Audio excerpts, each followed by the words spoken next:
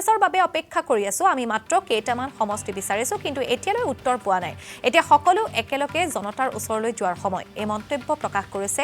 বিধায়ক তথা ৰাইজৰ দলৰ সভাপতি অখিল গগৈ মিত্ৰতা যিমান সোনকালে হ'ব সিমান সোনকালে বুজিব পৰা যাব আমি কিমান আসন পাম মিত্ৰতা হলেই ধুমুহা আহিব উজনি নামনি বৰাক ব্ৰহ্মপুত্ৰত অসমৰ বহু সমষ্টিত এতিয়া ৰাইজৰ দল প্ৰথম পছন্দ জুবিনৰ ন্যায় বিজেপিৰ ভূতচুৰি 6 জনগোষ্ঠীৰ জনজাতিকৰণক লৈ অতি শীঘ্ৰে বিৰোধীক একত্ৰিত হ'বলৈ আহ্বান জনায় অখিল গগৈ এইকেইটা বিষয়ক লৈ বিৰোধী একত্ৰিত হৈ সোনকালে ৰাজপথলৈ ওলাই নাহিলে অসুবিধা হ'ব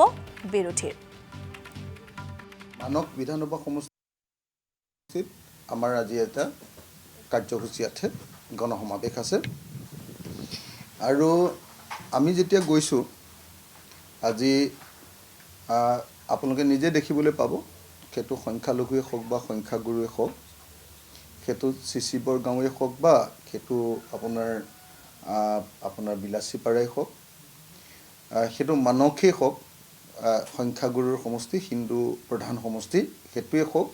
বা আপোনাৰ গৌৰীপুৰে হওক আপোনালোকে নিশ্চয় দেখিছে যে মানুহ সঁচা সঁচিকৈ আমাৰ দলৰ সভাবিলাকত আহিছে মানুহবিলাকে মোক জনতাই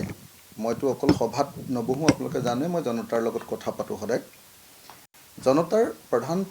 প্ৰধান কথাটো হ'ল যে আমি বিৰোধী দলবিলাক একলগ হ'ব লাগে আৰু বিৰোধী দলবিলাক একলগ হৈ আমি বিজেপিক হৰুৱাব লাগে এইটোৱে হ'ল জনতাৰ মূল কথা জনতাৰ প্ৰতি সন্মান জনাই আমিও কংগ্ৰেছ দলৰ কাৰণে ৰৈ আছোঁ মানে কেনেকৈ ৰৈ আছোঁ আপোনালোকে নিশ্চয় দেখিছে আৰু বহুতে ভাবি আছে যে আমি ৰাইজৰ দলে ঢেৰ সমষ্টি বিচাৰিছোঁ একদম মিনিমাম সমষ্টি কেইটামান বিচাৰিছোঁ একেবাৰে কম সমষ্টি আৰু সেই সমষ্টিবিলাকতো এতিয়ালৈকে আমি খাটাং সিদ্ধান্ত পোৱা নাই সেইকাৰণে আমি ৰৈ আছোঁ যে অতি সোনকালে আমি সকলো কংগ্ৰেছ ৰাইজৰ দল CPIML জাতীয় পৰিষদ APHLC আমি আটাইবিলাকে একেলগতে কেম্পেইন আৰম্ভ কৰিব লাগে মই ভাবোঁ যে এতিয়া জোৰ পুৰি হাত পালেহি এতিয়া আমি একেলগতে কেম্পেইন কৰাৰ সময় একেলগতে জনতাৰ ওচৰলৈ যোৱাৰ সময় সেইকাৰণে যিমান পাৰি সোনকালে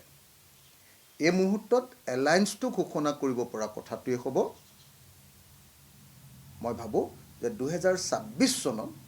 কিমান চিট পাম সেইটো কিমান সোনকালে আমি এলায়েন্সটো কৰি মানুহৰ মাজলৈ যাম তাৰ ওপৰত নিৰ্ভৰ কৰিব যদি দেৰি হয় তেতিয়াহ'লে চৰকাৰী পক্ষই বেছি সুযোগ ল'ব